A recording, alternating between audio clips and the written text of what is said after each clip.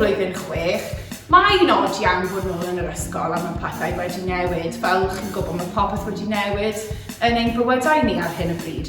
Felly, fi'n ffeindio fe'n rili anodd i beidio rhoi cwtch i bobl. Dwi yn wir yn hoffi rhoi cwtch i bobl. Dwi'n hoffi rhoi cwtch mawr pan dwi'n gweld fy ffrindiau neu pan dwi'n gweld Miss Thomas. Dwi'n Miss Thomas falle ddim yn hoffi fi'n rhoi cwtch i hi.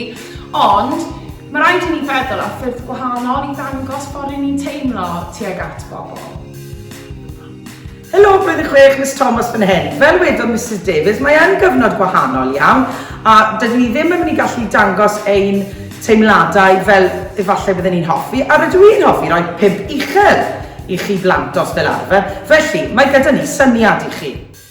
Felly, ein syniad ni i chi yw ein bod ni'n mynd i wneud cardiau bach sydd yn dangos ein teimladau ni, achos bod ni'n methu dangos ein teimladau trwy roi cwtch i rywun. Felly, rydw i wedi creu y cardyn fflach yma sydd yn dweud y gair cwtch. Felly, dyma fi yn dangos cwtch i chi gan bod fi methu rhoi cwtch i chi go iawn.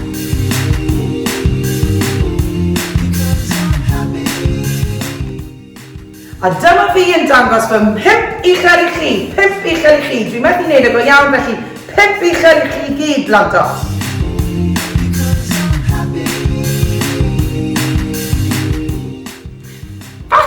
Bod chi'n hoffi sgipio rownd yr iard yn dal dwylo, a bod chi ddim yn gallu dal dwylo gyda'ch ffrind rhagor. Felly, dyma'r cerdyn fflach sydd yn dweud dal dwylo, chi'n gallu dangos ei bobl i ddangos iddyn nhw sut i chi teimlo.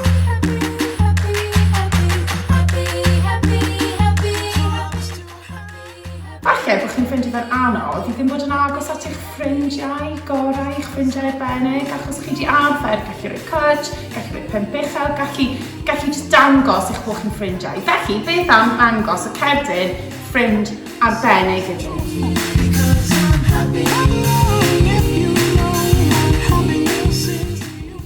Gwenwch.